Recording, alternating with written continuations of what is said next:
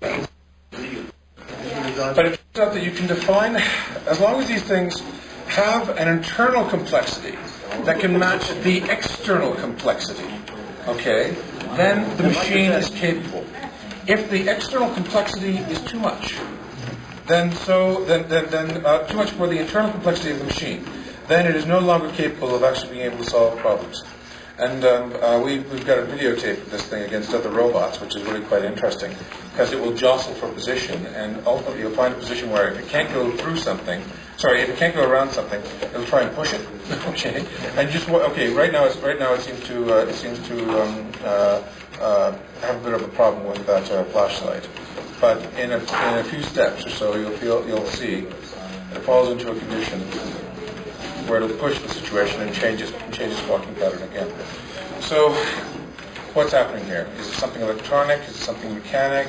Are we modifying the world? Okay, maybe it's a combination of all of them. And it's modifying its body as well. The phases of all the motors get into a certain state. And that's right. A plastic structure, as compared to conventional robotics, which is sort of like push it till it breaks. Okay. This is a plastic structure which is capable of solving very complex dynamical situations. And this one is pretty adept because it can walk sideways in a variety of other different ways. The other machines that we have can handle much more complex structures because they have a better power ratio. Weight to power is always handy. It's always nice to know that if you do have a simple machine, a weak machine, you can come up with this technology. Oh, there it goes. Yeah, that's right. A system which allows it to be able to negotiate complex environments without damaging itself or the environment overly. And this is, for example, if you want robots to go out and sort of like replant the rainforest, you don't want to have them have tractor treads because they'll run over all of the bean shoots they're trying to plant. Right? This device, on the other hand, it's polite with respect to its environment. And the other thing is that when we have them with respect to the other walking machines, we find that there is a body language to walking machines, which can be translated between cooperative machines. And so the reason that buffalo walk can race together so closely is because they can feel their muscles bounce forth and back and they fall into a one full beat frequency mode. And so it implies that this sort of controller does not just synchronize internally to the mechanics, it can synchronize externally. So you can have many of the same features, and all of a sudden you have a natural basin of survival, a natural survival attractor for them. And this is a very interesting concept. Now, I can see that the duty cycle of those motors seem to be just right. Yes. Now, did you fix these resistors so that the motors didn't go? Yes, or just over. What you do is you build the mechanism, right? You find the particular characteristics of that mechanism. You find the particular mechanical characteristics, which if you were to do the inverse kinematics would drive you crazy. Okay, right? That's right. And then you just sort of like fix them so that they wind up moving straight line. Very straight. Like what you do is you set it just like walking a straight line. Very well. Okay. Then you start modifying it by adding on external sensors. This is actually a really good example right here. So you can have an external sensor that would fiddle with this resistance value, and that would change the duty cycle. Well, yes. Let me show you this. Now, also, how many little do you have in here?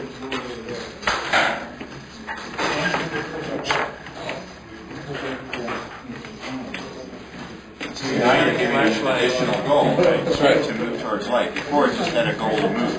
Now it's just a goal to move, and then it would actually act as proximal. There are three different types of sensors. There are internal, there is internal, there is proximal, and there is distal. Right? This thing has these are the proximal sensors, and as you can see, what they do is they create an attractor, okay, like a Lorentz attractor, and that's very much what is happening. You get something which winds up looking like this, going around an attractor which is right here. That attractor has two conditions. One is translation. If you reverse it, so does the machine. Okay? Look down here, all of a sudden it has these oscillators which form into a new basis of attractor down here. If you shift it to the left or shift it to the right, the machine travels trapezoidally. Okay? So now it's not turning, it is actually walking sideways. And if you put in a secondary stimulus through another series of resistors, you can rotate that attractor. The mechanism will go not kind of towards the light source,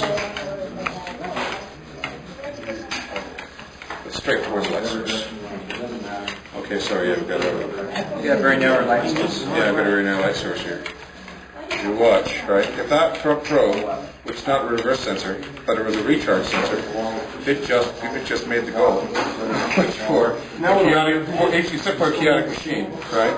It's not so shabby. The reason the little electric light's actually shine up is that when it's a practical light right now, but when it walks backwards, because of the way that it's shaped, it always winds up going. Going away from the light. So when it bumps into something, what these eyes do is that they illuminate something that's close to it, right? And that means that it actually illuminates the closest wall when it gets to the corner.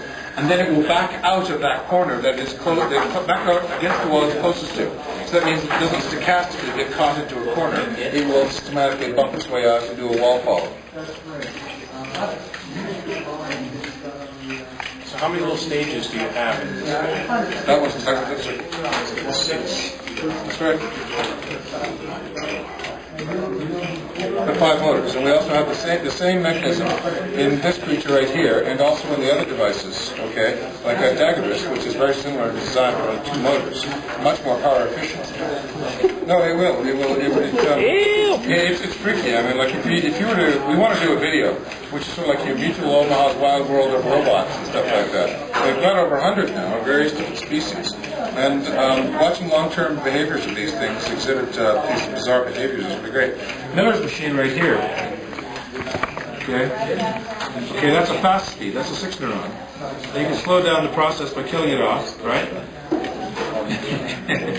You get this little hot and dense. Yeah, that's right. And you kill it again. See, the advantages is that, okay, well, there we go. We got a very efficient pushing algorithm here.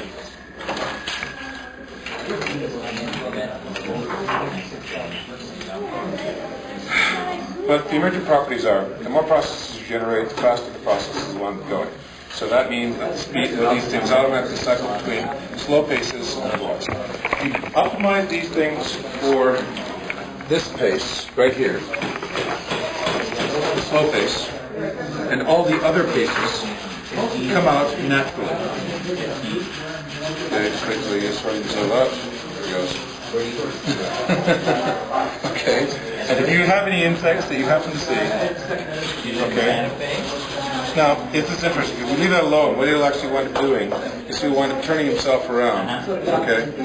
Oh, no, he settled into a 50-50. Might cycle out of it, actually. There we go.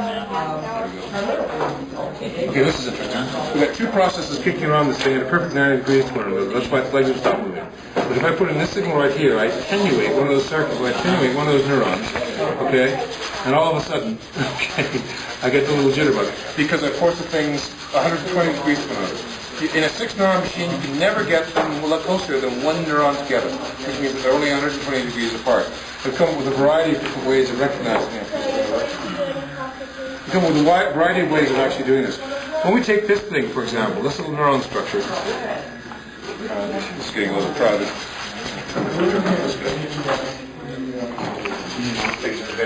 The best way to come up with it is sort of like a modification of the circle now. Now, for the machine that we've been trying to build over here, the 4 neuron mechanism, we want to break it into a simple sort of like north, south, east, west, quadrant. Recognize that each one of these things represents the RC value of that particular neuron, and it's independent. Okay? So we have, we can actually sort of like say, okay, what is the process table of this? Well, it's either 1, right, or it's either 1, 1.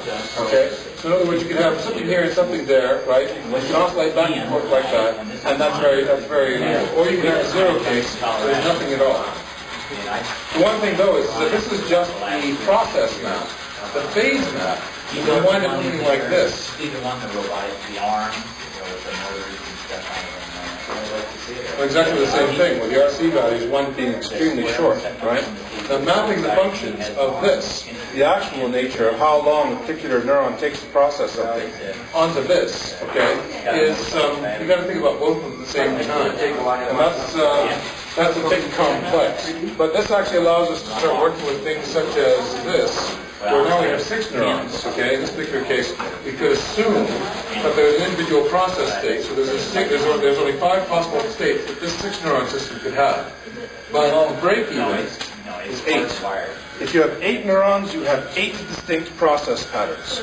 And the interesting thing about that is when you start putting in 10, all of a sudden you start getting 16 process patterns. So the break-even is 8. And just by the vagaries of coincidence, 8 neurons gives you 8 gates. 8 gates, which, if you look at any quadruped, is all of the gates that are possible. And of course, if you extend the thing to, if you extend the 6 neurons to, say, 6 legs, right, you can mimic all the classic walking gaits of any cockroach you happen to see. Forward, backward, up and down, even careful walk is necessary to walk across fields. Okay? These are the sort of power you have with this. The power that we found is not just to like taking these things and putting them up side by side by side. That creates very complex separating things.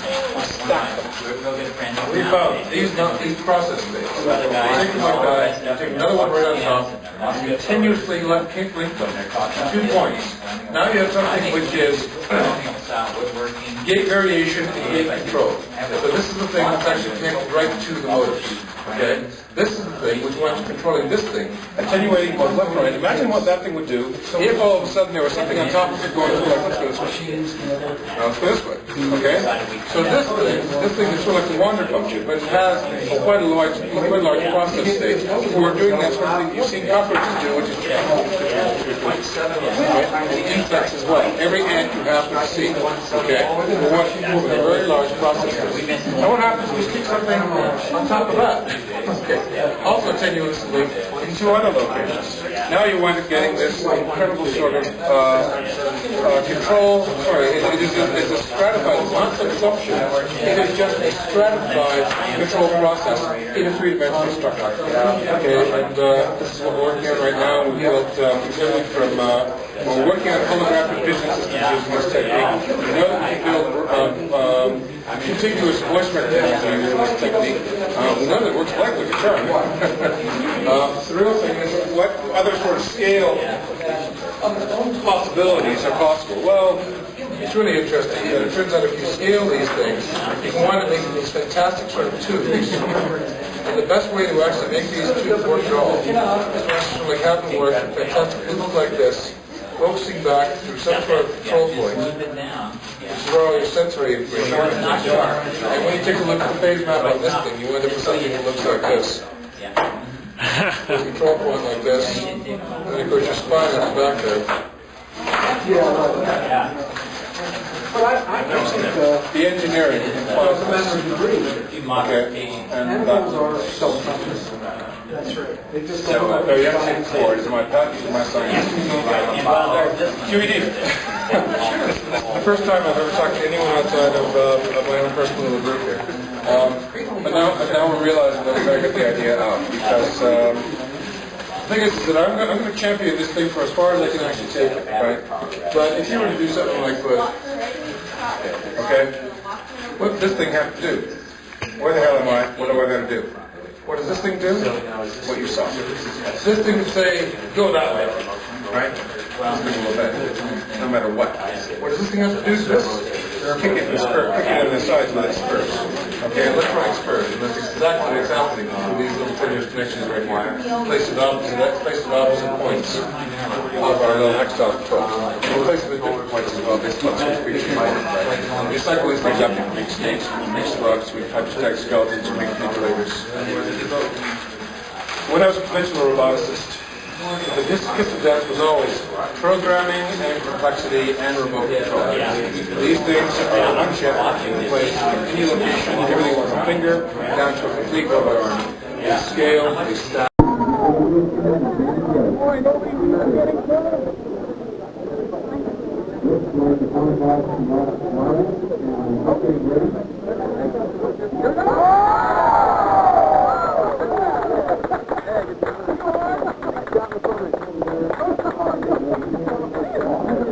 Okay, Scott, now I'm not going to say you didn't play one because somebody else will do. You have to have like the guaranteed something.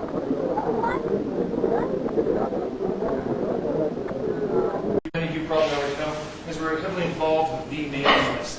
And on the mailing list, one of the chief contributors is Mr. Wolf Richter. There's rarely a week that goes by without at least a handful of certain contributions and good ideas. So we thought it was only natural to actually come up so you guys can meet the man in person and actually, well, hear what he has to say about circuit design. Ben, I'll turn it over to you both. Thanks for coming. Welcome, everybody. to the Western Canada Robotic Games, and I'm going to be presenting some information about a year's worth of circuit designs. The circuits that we're covering are beam circuits, and I use the term beam in a kind of a generic way. There are certain circuits which are known to be beam circuits, and they're, in some cases, patented circuits. Beam is a word which is coined by Mark Tilden, and stands for biology, electronics, aesthetics, and mechanics. The idea is that you want to use the elements of nature and mechanics and electronics, combine those into your robot so that it will act in a way that gives rise to what's called emergent behavior. The whole idea is that you can use very, very simple circuits, very simple mechanics, and yet get very complex behavior. I've made up a bit of a presentation, and let me just plug in the laptop. If you can hand me that. All right. So the name of the lecture is Beam Circuit Design. It's Will Frick here. I have 30 years experience in electronics, and I started out building strobe lights for the high school band, and I actually went on tour with them and did the light shows for the band for music. And that goes back even longer than that. But I got seriously after going to BCIT and getting a diploma in electronics. I was getting serious about electronics, and I built my first computer in 1980. It was actually a hand-built unit from scratch, using an 8085 microprocessor chip. And then there was this huge gap during which I was working at BC Hydro, which is a utility in BC. And there I was involved in designing a high power lab. At the lab, I do tests and do research and development on very high power equipment, such as used in generating stations, substations, transmission lines. And the power in those tests, the current goes up to 100,000 amps, the voltage goes up to 50,000 volts.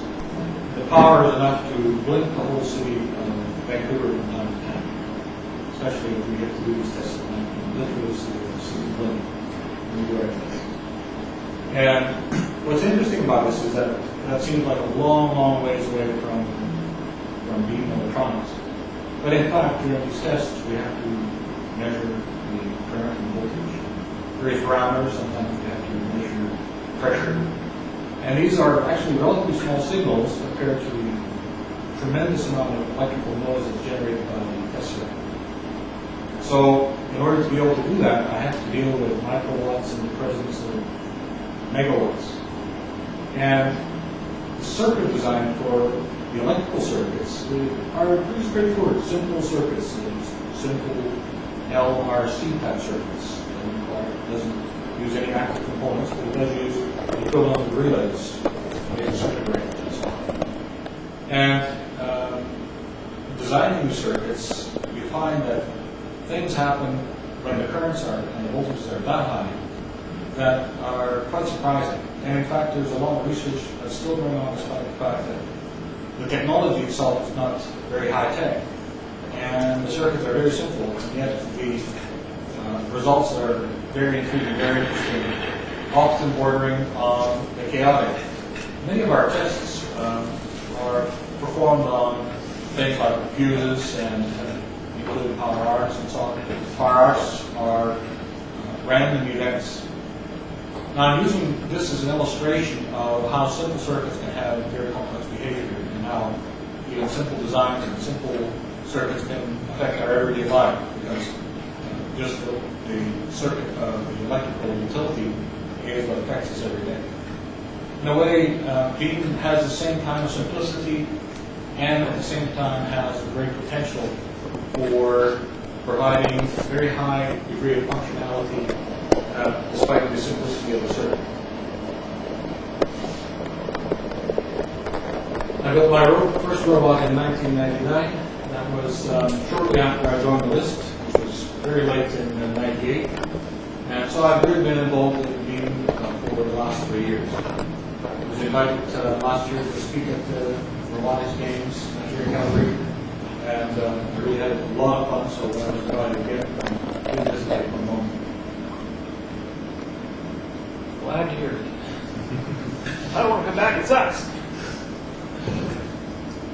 The word beam was coined by Mark Tilden way back in 1994 when he was still at the University of Waterloo. And he was involved in a very similar type of situation, organizing games, robotics games. And as an aid to try to get people to build simple robots rather than tackle very complex robots and allow them to get very quick results, he suggested using a simple approach. And this is the word beam encapsulates this idea of using elements from nature and using that as a model to create new robots.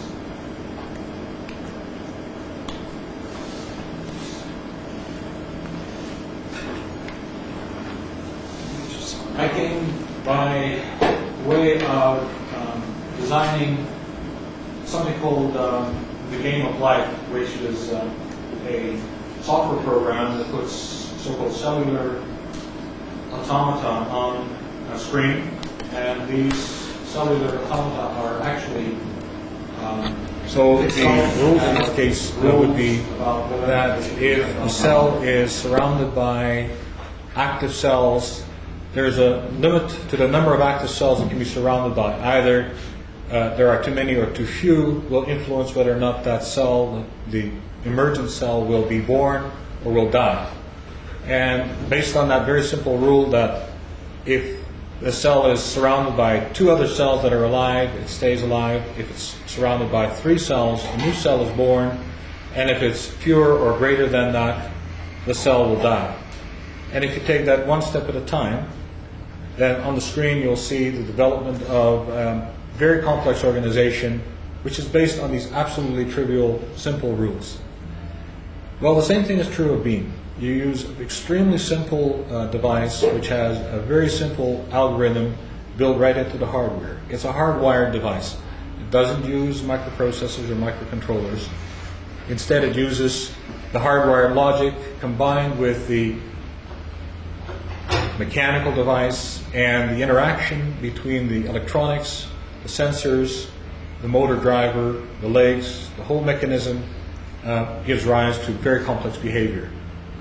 And all the robots you will see today, and many of them are controlled by beam circuits, and you'll notice how even though they are simple in their small transitions, in other words, they may sit there for a while and take a short burst of energy to move around, if you were to look at this over time, and were to record it, for example, by attaching a pen to the robot, you'd see some very complex patterns of behavior and of movement. So autonomous automata is a way to describe these robots. They are not robots necessarily in the conventional sense. They are more like machines that behave independent from a human operator. So they will interact with their environment, and they will react to their environment, and in fact they could change their environment. Mark Tilden has suggested that these robots would be quite suitable for example, clearing minefields. And the amount of logic required for a robot to traverse a field that's known to have mines in it and to essentially self-destruct on a mine is not very high. So these robots could be made very inexpensively and could be used in large numbers.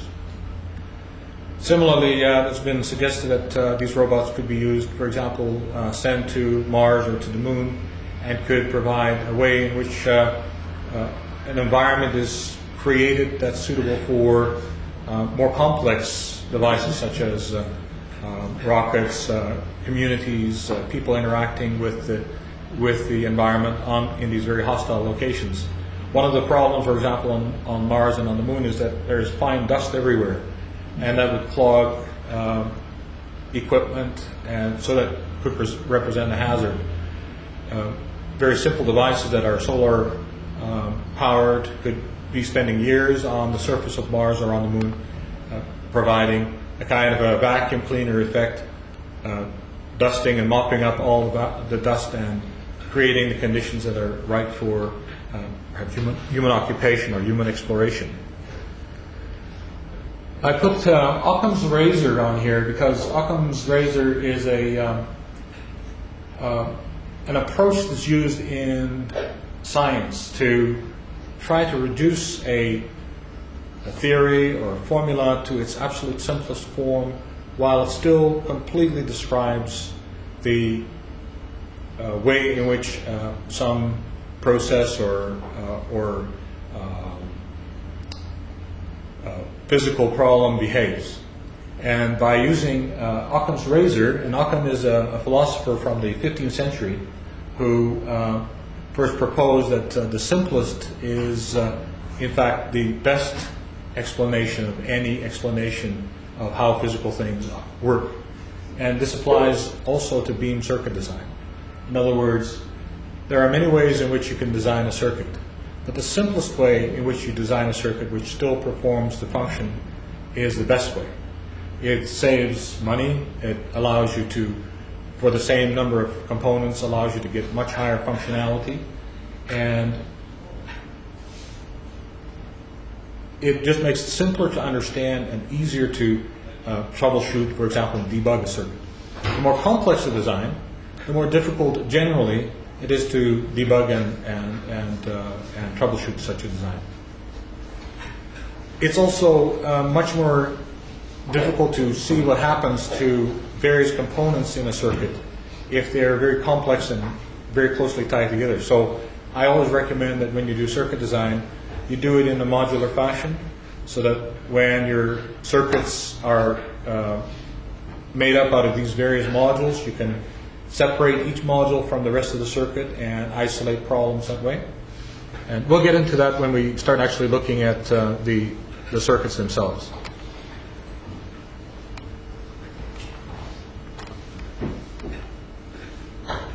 So beam circuit designs are based in general on nervous networks. And I use the term cautiously because Mark Tilden, although he has suggested that nervous networks are the core of beam circuits, that he is now also going towards a microcontroller approach. Now he will still use, I believe, the basis for beam circuits, and in other words, emulate nervous networks in microcontrollers, but it appears as if, especially for some of the newer devices that are coming out and that are being commercialized, the biobots, that will very likely go in that direction. Am I right that it uses a microprocessor? It is a microprocessor-based device. It's traditional blob technology. You crack them open, you see a circuit board with a big blob on it. Right. So this is probably done primarily for commercial reasons, right? And allows you to create robots that can be essentially programmed at the factory to behave in a certain way.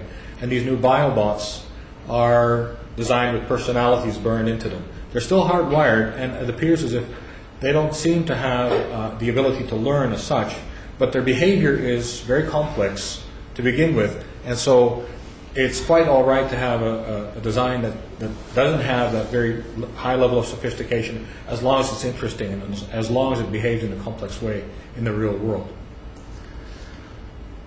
Mark Tilden's serious effort is in biomorphology, where he, I believe, is called a robotic physicist. Neuromorphic physicist. Neuromorphic physicist. I see. And it's a branch of robotics that investigates how robot circuits can be made using the nervous system, the human as well as the animal nervous system, as a template or a model for designing networks which produce control generally at a low level. Now, by this I mean, if you think of the CPU or the microcontroller as a brain, and the spine and the nerves that are in your body as the nervous network, then the control that's being exercised is actually at the point where the connections are made from the brain to the muscles, and where we get the senses from our touch, from our hearing, our eyes, and so on. At that point, there really is no intelligence as such, but there's a lot of processing that's going on. And so these networks are designed to take the place or behave in a similar fashion to biological neural networks. In beam, it's a simpler approach. We don't really get too involved in trying to emulate the human or animal neurological system. Rather, we use certain elements that behave in convenient ways to make up, and use those as building blocks to make up more complex networks that behave in this complex way. And one of the types of devices is called a nervous neuron. It is in fact a very simple device which is no more than a differentiator followed by a gain block. And that gain block can be either inverting or non-inverting. The so-called new neural neuron is actually an integrating device, and it takes as its input usually an R and a C, and the R is in series with the signal and the C is to ground. When we get to the schematics, I'll point these out to you. The central pattern generators are combinations of these NV and NU neurons, which are hooked together in either loops or sometimes in branches, and give a number of pulses. Each one of these pulses represents some control signal that can be used to control motors or to enable the sensors to be read, for example. So, looking at the motor circuits first, conventional designs use a variety of sort of standard building blocks. And the H-bridge is one of them, and the H-bridge consists of a number of semiconductor components that more or less take the form of an H with a motor in the middle and the two legs consisting of transistors. You can also have an H-bridge which is made out of relays, and a double pole, double throw relay with the terminals wired up in such a way that the motor is between the two sets of double pole or single pole double throw sections, acts very similar to an H-bridge. And again, with the schematics, we'll cover that as well. So H-bridges also take the form of the simple CMOS devices, such as the 74HC and 74AC 240s. They can be hooked up. Their outputs behave like two sets of transistors between power and +5 or VCC, and the motor is connected between the two outputs to give an H-bridge as well. Speed control. We don't use much speed control in beam, but there is a good reason for using speed control. There are two ways in which you can control the speed. One is the simple on-off, or you can do a variable voltage or current through the motors, and you can achieve that most efficiently by putting pulses on the motor and using the ratio between the on and the off of the pulse to set the current through the motor. The reason why it's efficient is because the switching device is either on or off, and because when a switching device is either fully on or fully off, it dissipates very little power. Such a control device would be very efficient in dropping very little power in the switching circuit itself, and most of the power would go to the motor. Pulse width servo position, in most beam circuits you'll see that hobby servos have been modified to remove the H-bridge that's inside the hobby servo and remove the control circuit that normally takes a pulse width modulated signal and produces a position based on the width of the pulse. The pulse is nominally about 1.25 milliseconds and can be plus or minus 25 milliseconds or 250 microseconds. The pulse width modulation for servo positioning, it can be readily achieved using beam circuits. And when we look at the schematics, I'll show you a very simple way in which you can use the hobby servos without actually hacking them and removing the inner circuits. So that's another way in which you can use hobby servos. And in fact, despite the fact that the overall circuit tends to be a little bit more complex, there's less work involved in being able to put together a circuit that actually works. Steppers, very few stepper applications in beams, but we'll cover one anyway because it's so simple and it uses the standard beam microcore, and it's kind of a nifty circuit.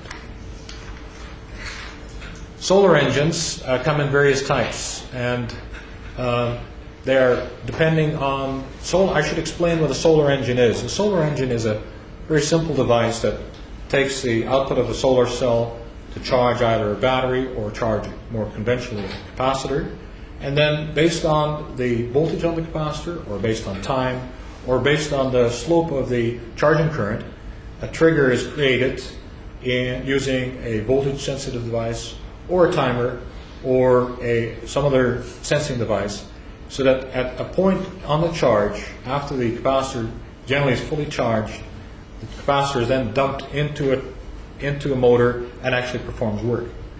And what's important about this is that solar engines are a way to concentrate power. The power that's available from a solar cell is actually a low-grade power. Unless you have a very efficient solar cell, or unless you use a large number of solar cells, there may not be enough current to actually move a motor.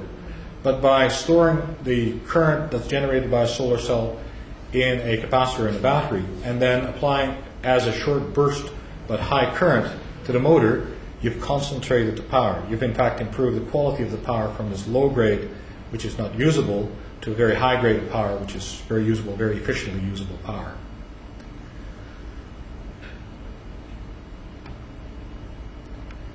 We'll talk a little bit about head designs and what is a head? Well, many of you are already familiar with heads, but in general they are a single motor, a gear motor, which is used to orient a set of optical sensors. And the way that the head operates is as a balancing device. It's a servo mechanism in itself, and it uses the light output of the two, or the light sensed by the two sensors. They could be light-dependent resistors, or they can be photodiodes. And based on the balance of the light on these photosensors, will operate the motor in one direction or the other, and thereby turning the head towards the light source. So, despite the fact that it is probably the simplest of all servo mechanisms, it is a very interesting circuit because when you look at it and when you interact with it, it will actually follow you and track you as you, for example, move around the room. Or if it's used on a robot, it can be used for sensing the location of a light source so that the robot can then react to that position of the head that's pointing toward the light source and reorient itself and go towards the light source. Now, the robot itself can act in exactly the same way, and in fact the head in a way behaves like a robot with wheels. That's a photovore or a phototropic design, where the robot itself steers itself in the direction of the light.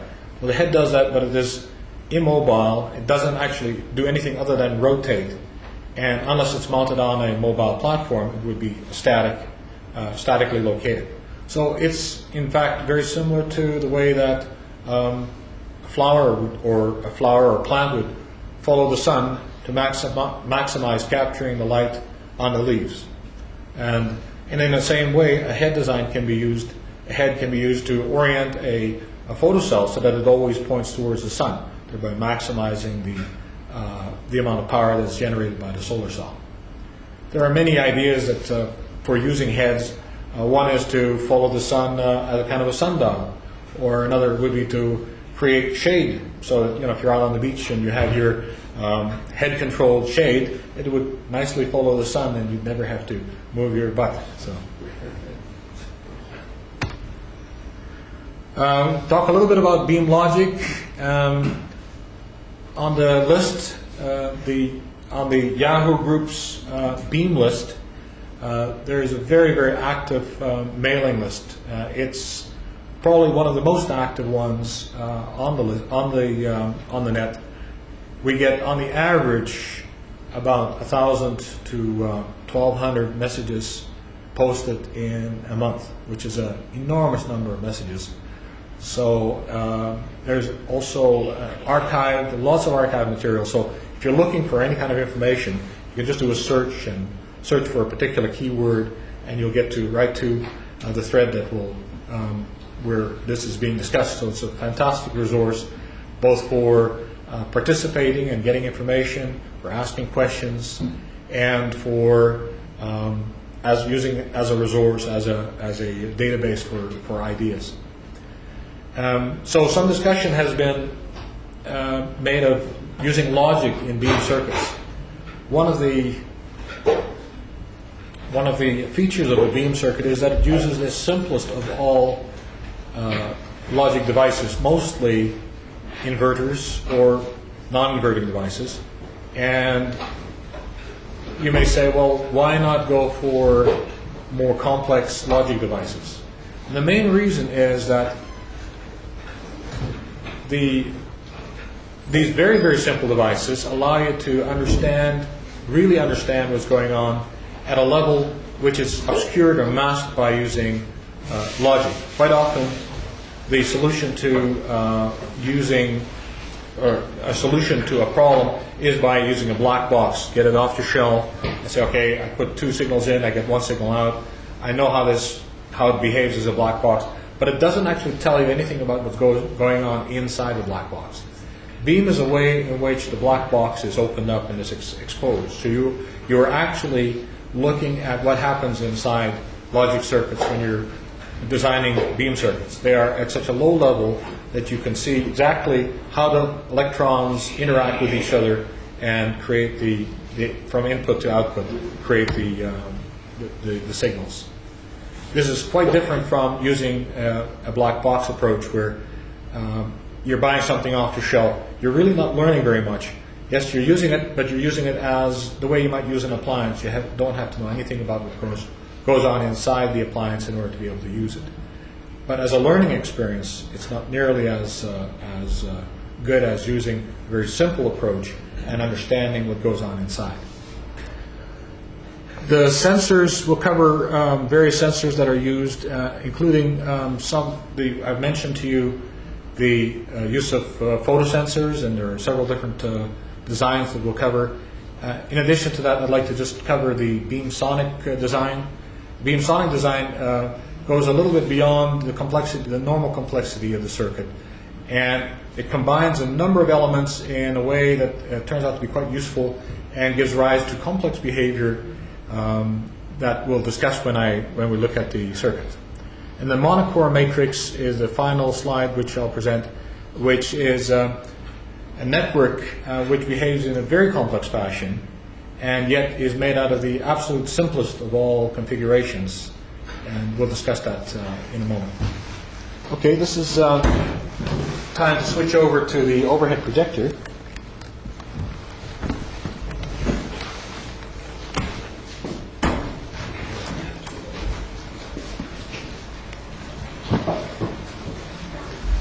I apologize for the quality of the projector. It's not the greatest, but hopefully we can make it out.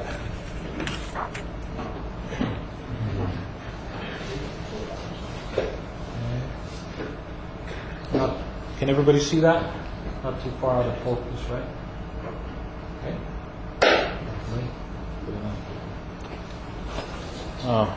Need a trusty pointer. Okay. Rather than, because there are lots of websites where you can go and you can get information on standard H bridges and standard monocore or microcores, bicores, and this lecture is designed to really delve a little deeper into various circuits. So we're going to take it one step beyond, but whenever possible, I'll point out within a circuit how these other basic elements, more basic elements, are being used. And this circuit was designed based very much on a conventional H bridge, but it has some rather interesting behaviors. Now, the basic H bridge design is the use of 4 transistors with a motor at the midpoint. So you can see there's a figure H, or a letter H that's shown there. Now, normally speaking, you would turn on this transistor and this transistor simultaneously for current to pass through the motor back to ground. So that would then cause the motor to turn in one direction. Then if this is turned off and these 2 are turned on, the current would pass through in the other direction, and the motor would reverse. So that's the way that an H-bridge normally operates. Now, because these devices require a certain amount of base current, these are transistors, and I've chosen the 2N3904, 2N3906 transistors as examples, and they are good only for very small motors, but the same principle applies to larger transistors, and for that matter to MOSFETs and even bigger transistors. This particular circuit takes advantage of the fact that it's called a T-head bridge circuit, and in this configuration, it actually is a complete head circuit design. It uses the LDRs as a bridge, and the balance of the bridge determines whether or not the voltage at this point is greater or less than the midpoint. If the light is perfectly balanced, this would be at 3 volts if we are using a 6-volt supply. And this is matched to the voltage on the reference bridge. It's at this end. Now, when these two voltages are identical, the bridge shuts off, and so it goes into a tri-state mode. There's no current passing through the motor. So it saves power when the light on the two LDRs, the light-dependent resistors, is identical, when it's balanced. When there's an imbalance, this voltage rises or gets higher or goes lower with respect to this voltage. And now what happens? When this voltage rises, the voltage on the base of this Q1 rises to a point where the voltage will be developed across R1. When that happens, the voltage on the emitter of Q8 starts to rise, which causes the Q8 to turn on. So now the current passes through Q1 and Q3, because Q3 is supplied by the base current of Q3 is supplied by Q1, and similarly Q8 supplies the base current to Q6. So now the current path is established and turns the motor towards the light. In other words, if the LDR is light on one LDR receives more light than the other, then the motor is oriented in such a way that it will turn the head and the sensors towards the light. Now, this is a circuit which is different from the conventional H-bridge, and it's shown here for this particular application. But it can be also used as an output device for example, a microcontroller chip. If these LDRs are replaced with a connection to an output pin from, for example, a PIC microcomputer, then what you can do is this: you can have bidirectional rotation of the motor, but at the same time, you can also turn the motor off using a single pin. And as far as I know, there aren't very many circuits that actually use this feature. So in general, you need to provide 2 pins in order to control the direction of the motor. So you have 3 states. You have either left or right or turned off. Now there are 2 ways in which you can turn off a motor. You can either turn the motor off and have it sitting completely isolated from the power supply, or you can turn off the motor by applying a voltage, the same voltage, on both sides of the motor. So in other words, if these 2 transistors are turned on, then plus 6 volt is applied to both sides of the motor.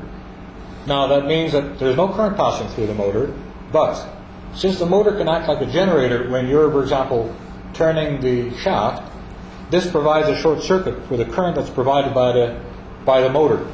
And as such, it acts like a brake. In fact, it's called a dynamic brake. So this can be very important for certain applications. A good example of an application that uses this type of dynamic brake is a skill saw. As soon as you let go of the trigger, the skill saw almost instantly comes to a halt. The reason is you don't want it to spin a long time after you release the trigger, so that would be dangerous. And it is done by just simply shorting out the windings of the motor, so that the motor, which acts now like a generator because it is no longer being powered by the power supply, is acting like a generator, which is short-circuited, so it has to do a lot of work to provide the short-circuit current. And as a result, it slows down very rapidly. Now, this particular design, the T-bridge, doesn't have the brake feature, but it does have this ability to have bidirectional control of the motor and tri-state across the motor so that the motor is off. And so you can, if it takes 2 pins to control a motor, normally speaking, for bidirectional operation, you can reduce by a factor of 2, reduce the number of I/O pins required to control the motors for bidirectional operation using a microcontroller. Okay. It's one thing that I should point out is that despite its apparent simplicity, this is quite a unique design. I have been following electronics for 30 years, and I keep very closely in touch with the developments in electronics. And I'm always looking for new ideas myself, but I haven't come across this particular one. Yes, it borrows many different circuit elements from other designs, but this particular design is quite unique, so I was quite pleased with the results. Are there any questions about this one? Okay, let's go on to something a little bit more complex. I hope that maybe move this over a little bit more. Not sure if that actually helps. Oh, wait a minute. Aha.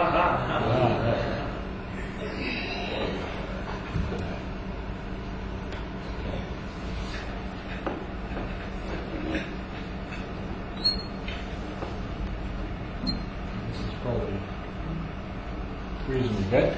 Is that okay? Can everybody see that? Look at the detail? Okay. This, I can disconnect this for you if you'd like to. Yeah. Can you step over that?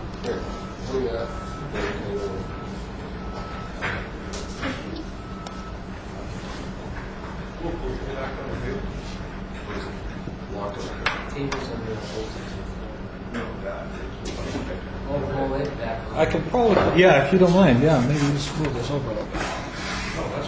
Okay. In my case.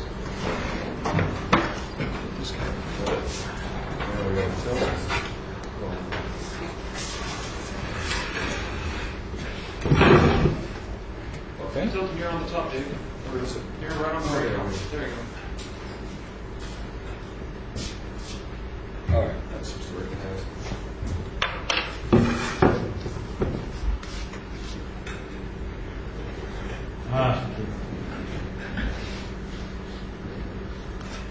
That's good because these are getting a little bit more dense, these circuits, so they're a little bit harder to see.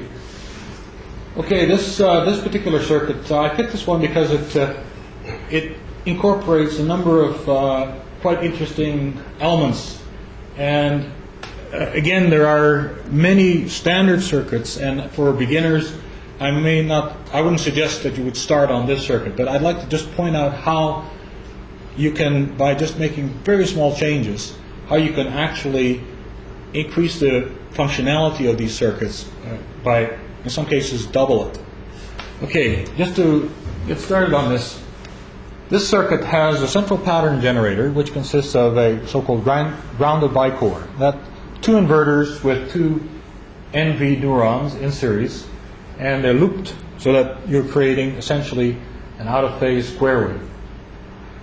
In addition to that, we have what is called a phase delay circuit, which uses a single inverter with an RC network, which is connected. The R and the C are each connected to the outputs of the bicore. This is in itself a kind of unconventional way in which we generate a delay.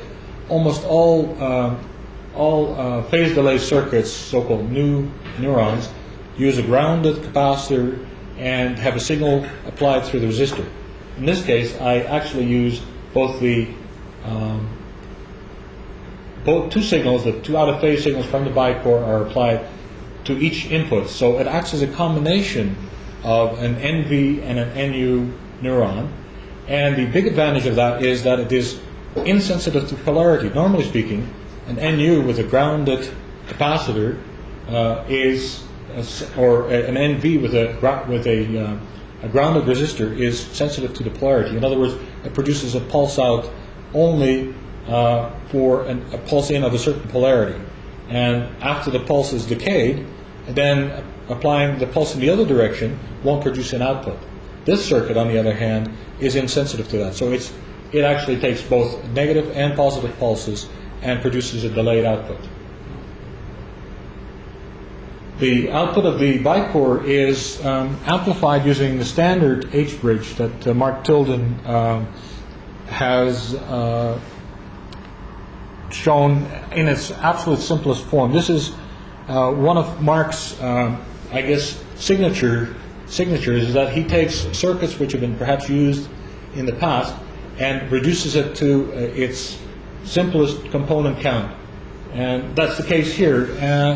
And it uses the same arrangement of the H-bridge, but I have shown it slightly different here with a crossover of the two transistors. But it behaves exactly the same way, and allows me to place the driver transistors on both sides. And what's interesting about this circuit is that the current that passes through the transistors from, for example, plus through the motor through here has to pass through these two transistors. Now the transistors have to be turned on hard in order for the full voltage to be developed across the motor.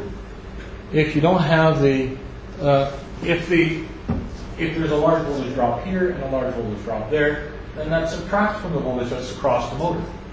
So by turning these transistors on hard, you can reduce the voltage drop across the transistors and apply the full potential of the power supply across the motor, and therefore get the maximum power. The problem is that by turning these on as hard as you can, you can waste a lot of power as well. And so the current passes through the base of the driver transistor into this transistor. The gain of these two transistors together is about something of the order of about 1,000. And so what you have to do is you have to take the right resistor here in order to set the current that's passing through here, and it's essentially wasted power. Because this current, for example, the current that passes from ground through this base emitter transistor, through the driver transistor, back into the plus supply, that's wasted. It's not applied to the motor. And so you have to very carefully choose what that current is.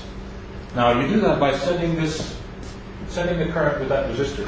And in this particular case, 47K provides you with something close to 100 millivolts or 100 milliamps of current fully saturated. If you have a motor which draws more than, or has a resistance which is so low that it would draw more than 100 milliamps, then the transistors would come out of saturation, and then you would have the problem of the voltage drop across the transistors. So it's a balancing act between producing sufficient base current to have the transistors go into saturation, but not so little as to, or not so much as to waste a lot of energy. Yeah. Why wouldn't you go with the MOSFET configuration on the H versus Okay. on the power losses? There are a couple of reasons for that. One is that MOSFETs, unless they are low voltage type MOSFETs, require significant gate voltage. Not only that, although there are two polarities available in MOSFETs like there are in bipolar transistors, the N-channel transistors are generally much lower channel resistance, a lot cheaper, and there aren't very many P-channel type MOSFETs that are low voltage devices, logic level type devices. So you end up with MOSFETs which are better in the sense of they don't require any base current, and therefore they are not lossy in that sense, but they require additional circuitry in order to give sufficient gate voltage in order to turn them on hard. So that can add to the level of complexity. It's not a problem if, for example, you're using a 12-volt power supply, then you wouldn't have much problem turning on the gate. I've seen MOSFETs that have 1 volt voltages and 28 volt. If you look at the spec sheets, there aren't very many that have a 1 volt gate voltage where they will turn, where their channel resistance is very low. Quite often these are spec'd at some amount of leakage currents, say a couple of milliamps at 1 volt. And yes, you get a couple of milliamps of leakage current through them at 1 volt. But they wouldn't be very useful for carrying, for example, a motor current. So you have to take it at least to about 3 or 4 volts before you get sufficiently low channel resistance so that the voltage drop is minimal. But you're absolutely right. MOSFETs are a very good way in which you can improve the efficiency of H-bridges. But they do tend to add to the complexity of the H-bridge, no question about that. I think in one of the other slides I have an H-bridge which is made with MOSFETs, so we can have a look at that. Okay, so that's the choice of the current set with a 47K resistor. Quite often people want to bump up the current or feel that you can get more power, but there's a real limit to that. And so in other words, you don't go much above 47K or lower the resistance down below 47K unless you know what you're doing, because what will happen is you'll simply get a lot more wasted power in the base current. So a good way to do this is to use a potentiometer, adjust the pot until the voltage starts to rise across the transistors with the motor under load. So in other words, you take the motor, you apply a signal across the H-bridge, adjust the values of the base resistor, and then you measure the voltage drop across the transistors to see whether or not it starts to rise. It'll come out of saturation pretty quickly, and there's always a trade-off between the saturation voltage and the losses associated with that, and the losses associated with this additional base current. Okay, here's another interesting twist. This HC39 circuit, 139, is a dual 1 of 4 decoder, and it's very definitely a logic chip. And but Mark Tilden has embraced it as a good way in which you can avoid the problem of smoking H-bridges. These H-bridges are so-called smoking H-bridges. That is to say, if you apply a negative voltage on each of these two inputs and turn on all 4 transistors at the same time, you'll definitely get some hot stuff, and you might smoke it. And so you always have to be careful about the application of these H-bridges. You can avoid that by using a 1 of 2 decoder. In other words, the outputs there are mutually exclusive. They can only be either high or low. And so this is a recommended circuit for example, for use with microcores. And the reason why microcores are subject to a problem is that there the output voltage can be such that 2 outputs are active simultaneously and could smoke a conventional H-bridge. So using this 1 of 4 decoder, you can avoid that. But in addition to that, and this is what is the interesting part about this, is you can use this also as a reverser circuit.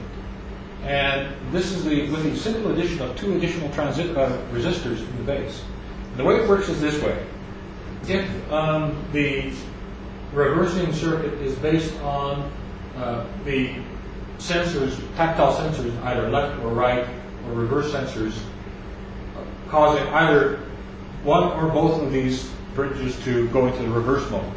So the bridges are reciprocating the motor back and forth in a standard Walker arrangement, but you want to have the phase angle between these motors changed by 180 degrees for it to go, for example, to turn or for it to reverse.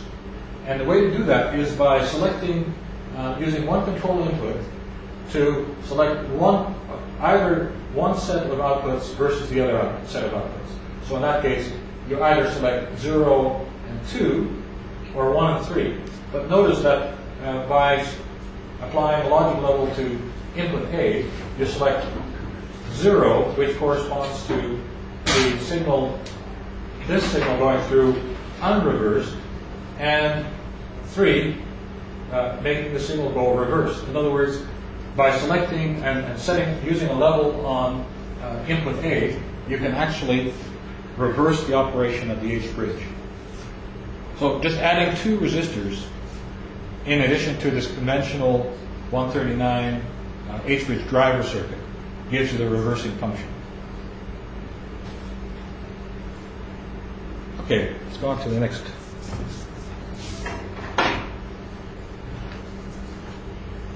Again, I picked these circuits because they are kind of unique. I haven't seen that particular solution to the problem before, and so that's the reason for bringing them up here as a way to show that when you take a conventional circuit, don't hesitate to play around with it. Don't hesitate to and fully understand it and think of a better way to do the same provide the same function. Here are two motor control circuits which are based on pulse width modulation. The top one is a very simple pulse width modulation circuit. It can be done many different ways using a 555 timer, for example. In this particular case, I use a couple of Schmidt triggers, and the diodes are in the feedback path across the first oscillator. This oscillator provides a square wave output when the pot is precisely balanced. And when the pot is adjusted either up or down, it gives a narrow or wider pulse width. That pulse is amplified by the second stage, and that's applied then to the base of the power transistor, which provides a current to the motor. And by adjusting the pulse width that's applied to the motor will, you can control the speed of the motor. And because the transistor is turning on or off and turning on hard, there are low losses involved with this. Another way of doing this would be, for example, to use something like a 317 voltage regulator, and you could just change the analog voltage that you're applying to the motor, but the voltage would be portion of the voltage would be dropped across the controlling device, and that would be called a linear regulator, but it would be lossy. So this has much lower loss than a linear regulator. Okay, at the bottom we have a kind of a unique circuit. It's a constant speed circuit, and it takes advantage of the fact that the 381 voltage sensor has can be used as both as a reference voltage and as a comparator. So this particular circuit works on the basis of the voltage that's developed across the motor, which is proportional to the speed of the motor. And when this device turns off, which is a PMOS MOSFET, the voltage that's generated by the motor when it's rotating is going to be greater when it's unloaded compared to when it's loaded.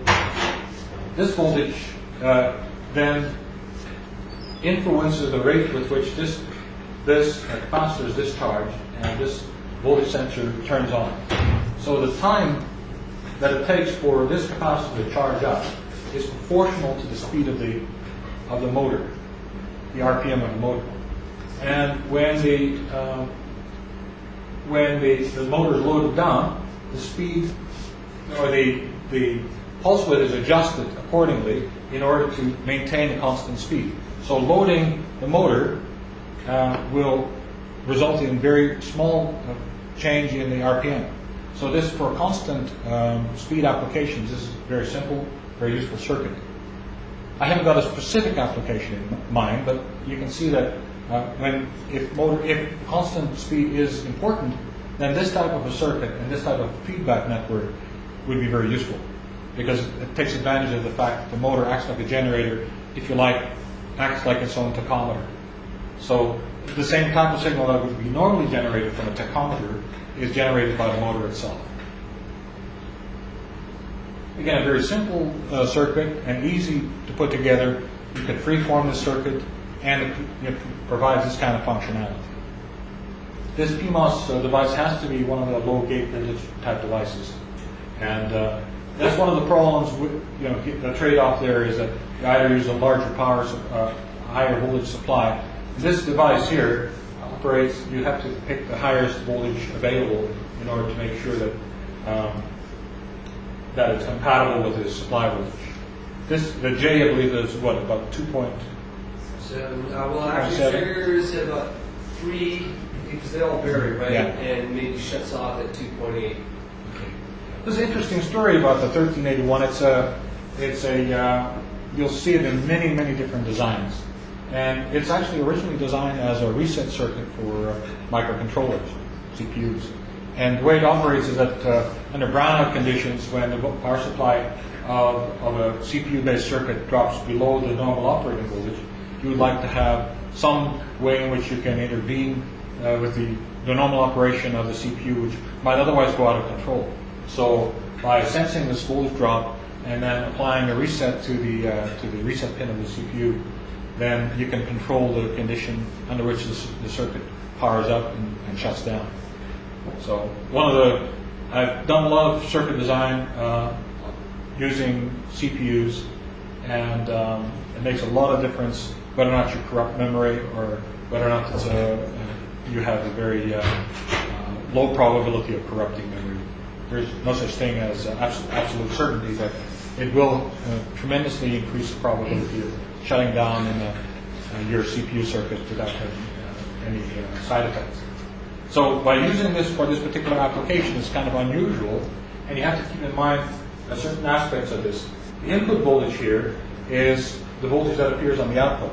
So unlike some other devices where a comparator has a power supply and the output voltage swings between 0 and the power supply, the output voltage of this device, which also acts like a comparator, swings between ground and the input voltage. Okay. Got a lot of ground to cover here, so I may speed things up a little bit.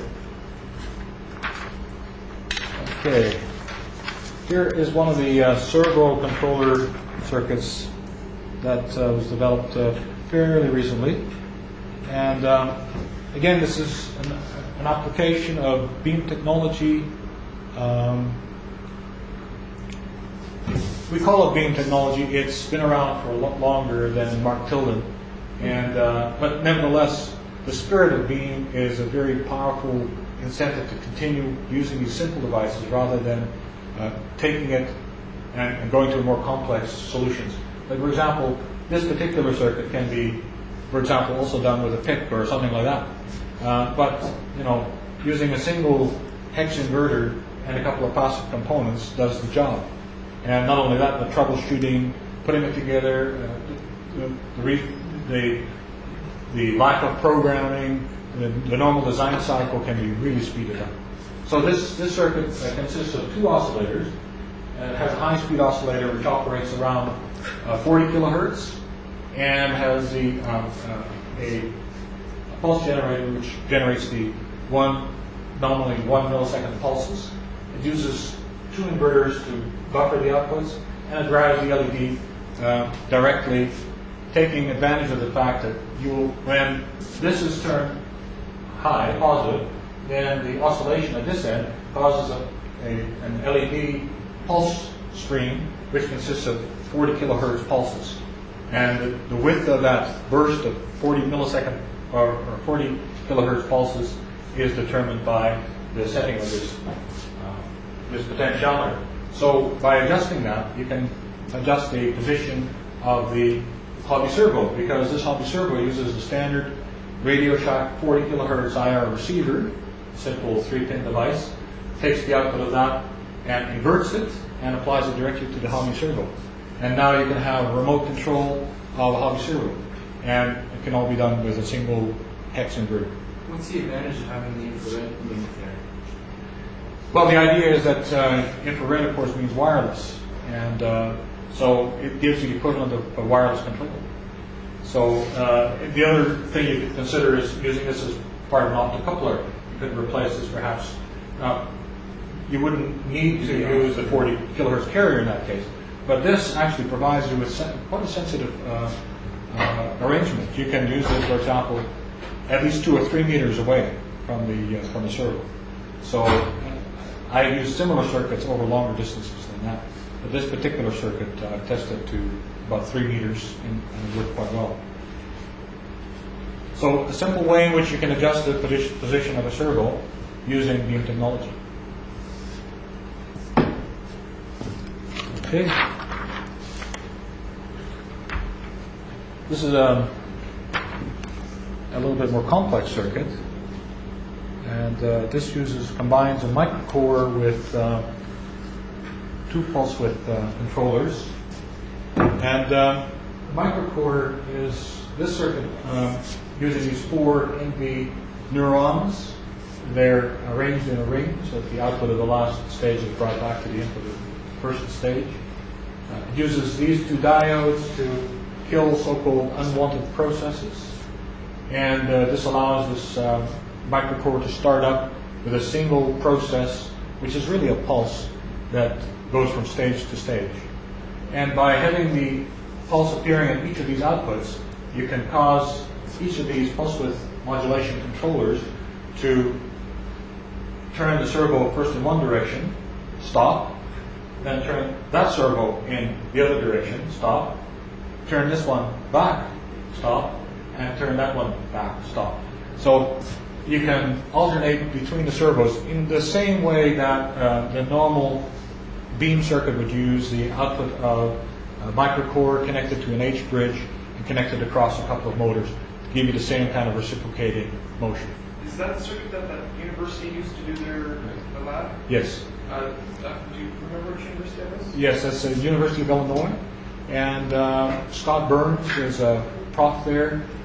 He contacted me about 6 months ago and asked me if he could use the circuit. This was posted on the mailing list. And he asked me if it would be all right to incorporate that in his teaching materials. And some 2 months ago or so, he made an announcement that 140 freshmen using this circuit build a variety of robots that were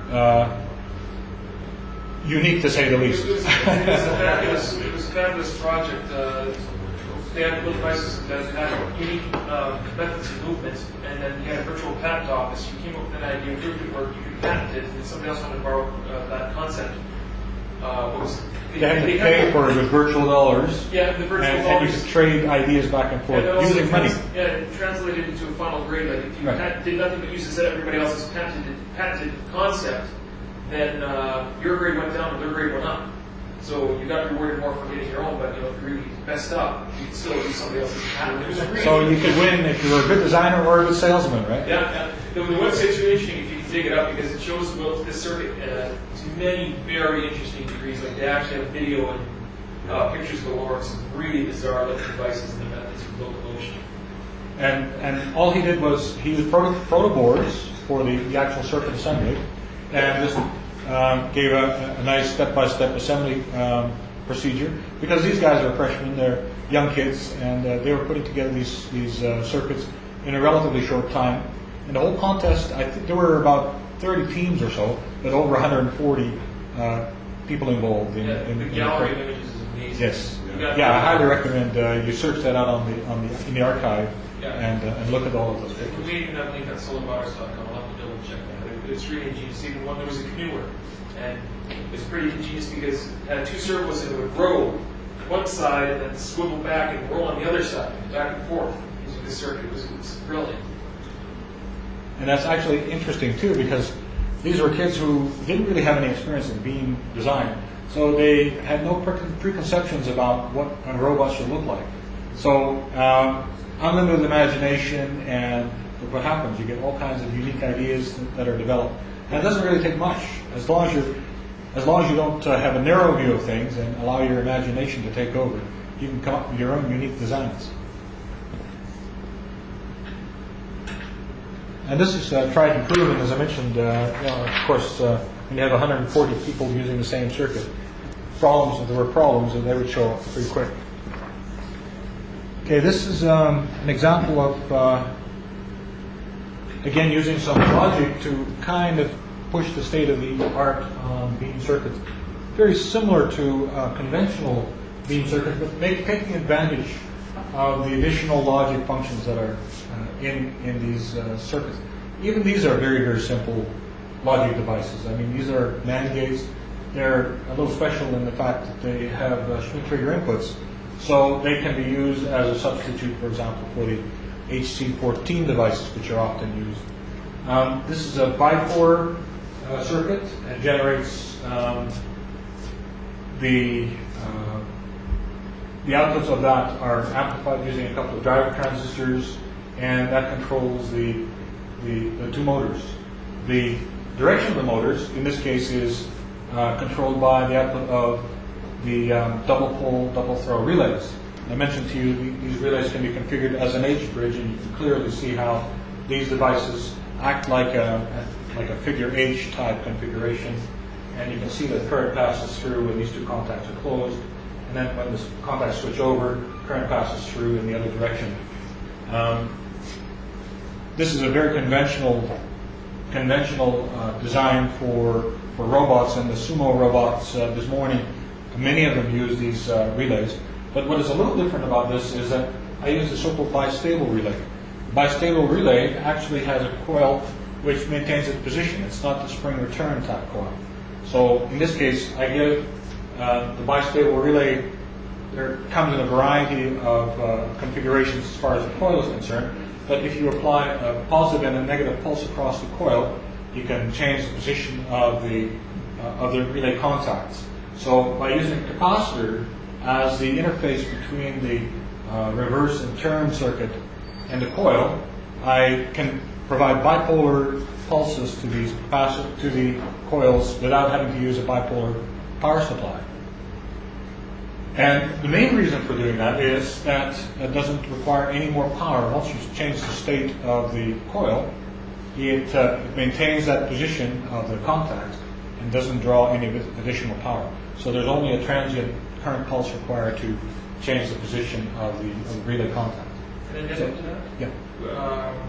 My sister Grant and I were doing many experiments that we already quite a handful, and the failure rate was about 20%. A lot of the relays would not hold their state, unfortunately. Will they reverse or? They would walk in one direction and not line back in the same signal pulse, the opposite polarity, which was very unusual, I thought. Yeah.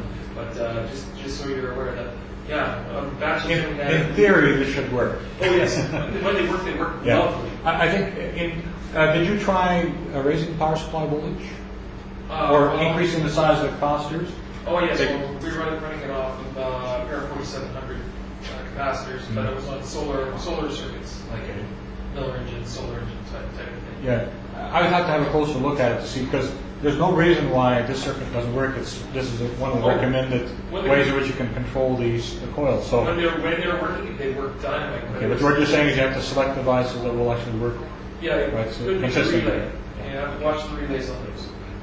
Did you buy these relays surplus or brand new? No, these are brand new from Digi.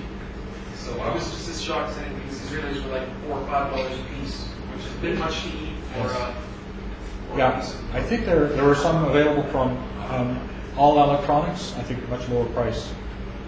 I have no idea. I use a surplus. I use a surplus relay, and assume that most relays will behave this way. Obviously, you have to be a little bit careful, and if you're interested in designing something like this or building one of these, you got to get in touch with Dave and find out which relay actually works. Again, this is a simple type of ANDing arrangement where either the left or the right sensors are triggered and cause the appropriate relay to flip state, or both can be simultaneously flipped by a single switch, a reverse switch. So the left and right would cause a turn, and the reverse would cause it to back up. So the sensor would be, the reverse sensor would be on the front, the left and right would probably be on the front corners. There's another interesting little switch there called the panic switch. And the way that this circuit works is it alternately turns on one or the other motor. So a roller which is using the circuit will move in a kind of a jogging fashion forward. But in some cases you would like it to quickly back away from something. And in this particular case, I cause the panic mode, if that's triggered, will cause it to turn both motors on simultaneously. So therefore, quickly get out of the way instead of going at half speed with the motor going alternately, turning on alternately. I need to interrupt those, we are running a little overdue. Okay. So I was wondering if we've done a lecture on cleavers and communication, and I was wondering maybe when it comes to the next 2 or 3 days, your favorite circuits, and then we can call this round and maybe Okay. Actually, in a way that kind of works out, if you're going to be here tomorrow, there's another lecture tomorrow, and I can cover the remainder of it in that lecture. Did you show up for you, caller? I haven't actually done that yet. Yeah, okay. Just to show you just how simple things can be kept. It's actually possible to construct a walker using a single servo, and this particular circuit uses, it's a walker, but it's a special walker in that it requires a rough surface to move on. So I think we actually had, I'll try it on this shirt to see what enough it will actually work. Yeah, there's a, right, but I think it will probably work a little bit better on this.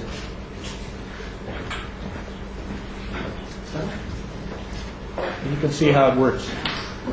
And so it actually crawls along using the friction between the legs. So this is about as simple a walker as you can make. Back it up one more time. He's got light sensor on it. It has light sensors, so it's photosensitive. It's not that sensitive, so that in a diffused light like this, it won't actually clearly turn towards the light. But if you take, for example, a flashlight, or if you have a bright light in the field of vision, it will clearly turn towards the light source. Okay.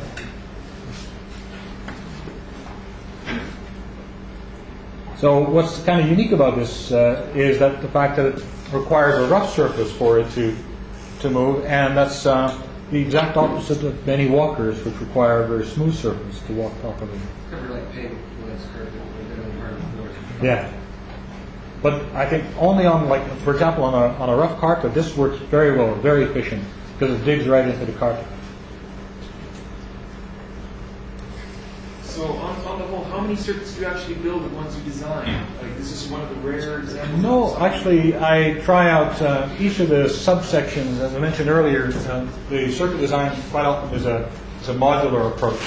And so, each of the subsections will be built and tested out on a proto board. And quite often the whole thing will be put on a proto board. Unfortunately, that is not very long lasting because, on to the next project. But I do have about 10 or so robots, heads, and various other circuits. And it's a pity I couldn't bring more, and I'll make sure that I'll bring out some next year.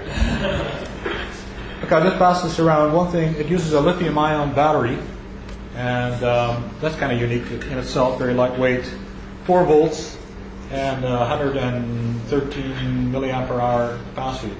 What's the lithium-ion battery out of? Is it kind of an odd size? That's a camcorder. It's a standard size. Yeah, most of the battery packs are made up out of those. They require very careful charging, and they are somewhat dangerous because if they're overcharged, they'll either self-destruct or they can catch on fire. And there have been some instances of that.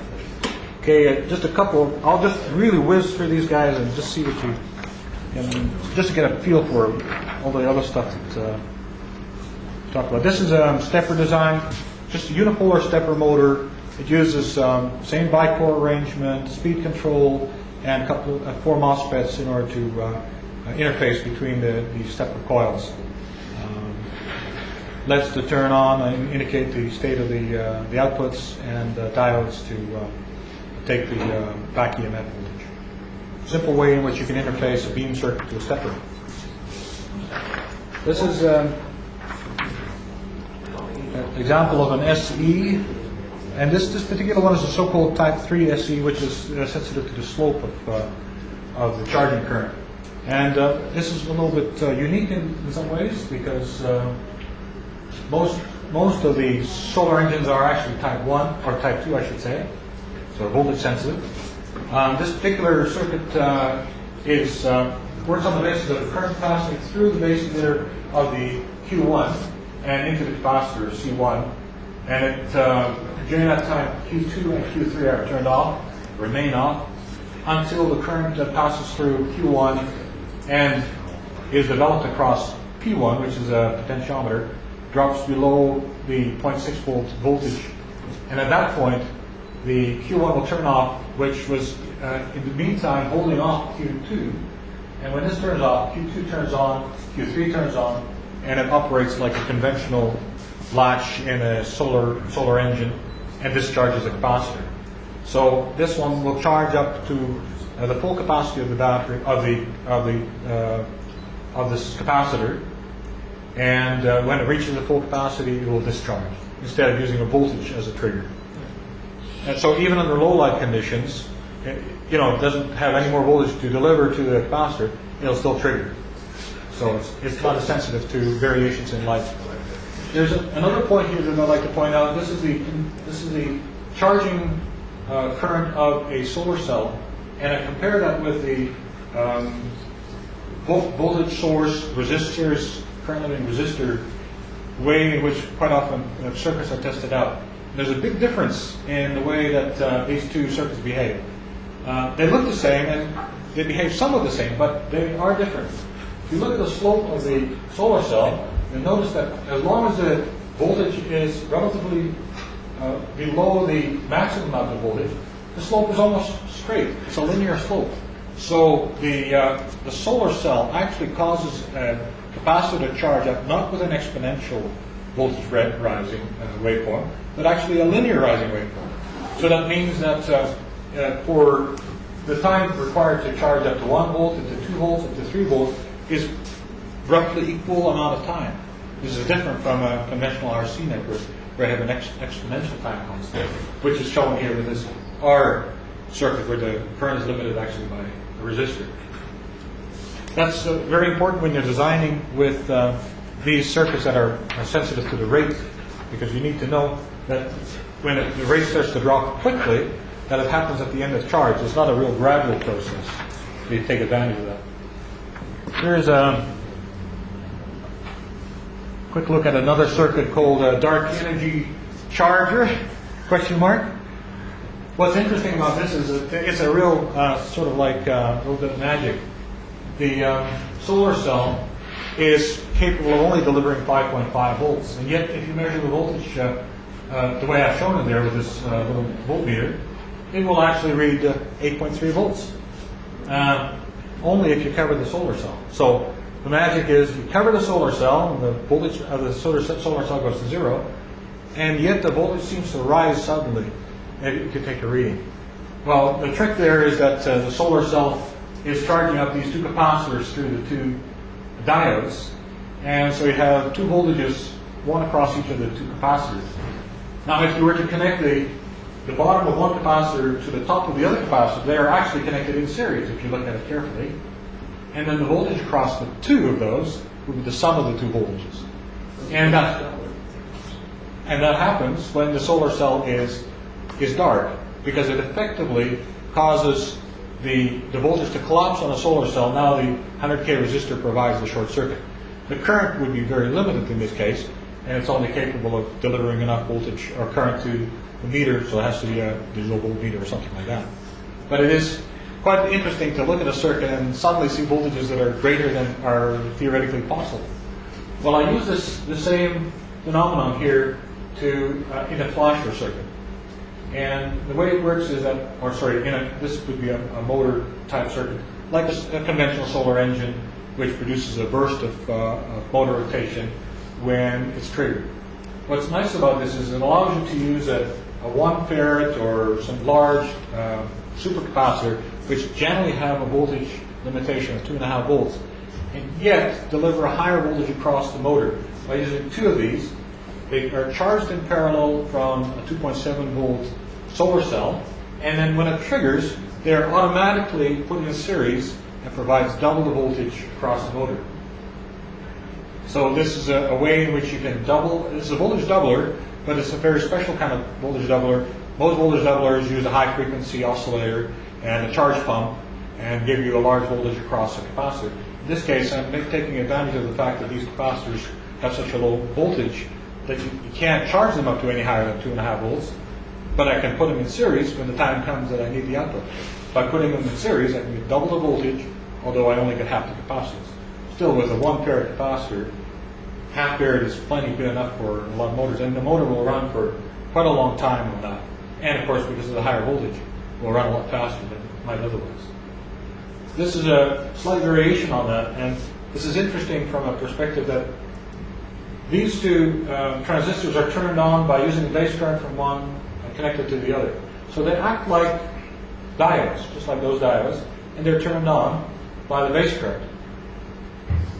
Now, you would expect that this would be a problem once the voltage across the diode reverses. But what happens, in fact, is that when the voltage across these transistors is reversed, you're swapping the emitter and the collector. It's an unconventional way for using a transistor, but it still behaves like an NPN or a PNP transistor.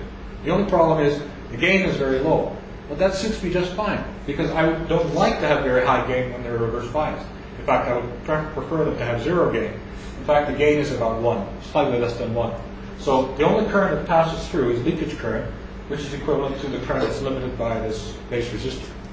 So in effect, I have created diodes which have very, very low forward voltage drop, even lower than the 1N34 germanium diodes, because these are transistors that are turned on to saturation, and at very low currents, there are virtually no voltage drop. So I can charge these capacitors up to the full potential of their solar cell. But when they reverse bias, they behave like diodes, although they are quite leaky. I don't care. I only need them to be reverse biased for a very short period of time. Again, a kind of a unique application of a little bit of circuit design that you don't often see. That's what you're mainly about. Yeah, doing it in an unconventional way quite often leads to some interesting solutions to problems. Okay, this is Power Smart Head. Some of you have followed the development of the Power Smart Head. This is bottom one is the simplest of all the Power Smart Head designs. It uses the output of what is called an optical bridge. Again, the same idea of the balance point of the bridge is a voltage, which is mid potential, and the voltage on the two, or the light on the two photodiodes is equal. And using the so-called monochord, which is really an oscillator when this voltage is exactly at the threshold, this acts like an oscillator and is either positive or negative when there is a big imbalance on the bridge. And I take advantage of the fact that when it oscillates, I can take the output of the oscillator and charge up a couple of capacitors. These are the so-called new neurons. And these two, when they're turned on, produce the same voltage across the motor. And since there's the same voltage across the motor, there's no current flowing through the motor. So when the bridge is balanced, this circuit oscillates, the outputs are the same voltage, and no current. It's power smart in the sense that no current is required when you're already pointing to the light source. And when the bridge is unbalanced, it will track towards the light source, and when it gets to the light source, it turns off and saves power. And this is a solar version. I think I'm going to have to break here, right? Yeah, sorry, Will. Okay. But looks like we still have some fodder left for tomorrow, so yes. I actually want to discuss more of the more interesting circuits.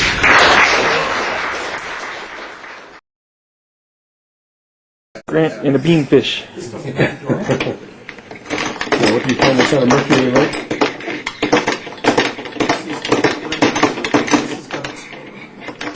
This is a lamprey too.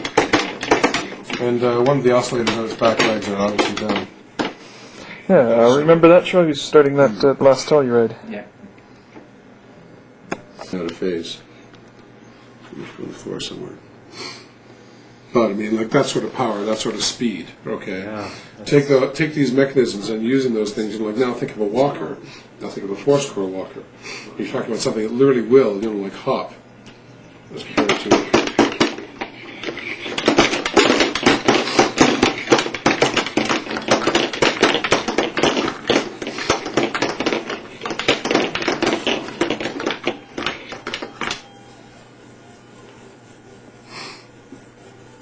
So I mean, it is cool though, and the battery life is not very long, right? But it's still a research prototype.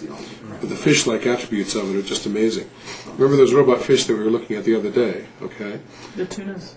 Did you see any that swam as fast as this thing? I mean, the temptation to throw this thing into a condom and toss it into a lake is very high.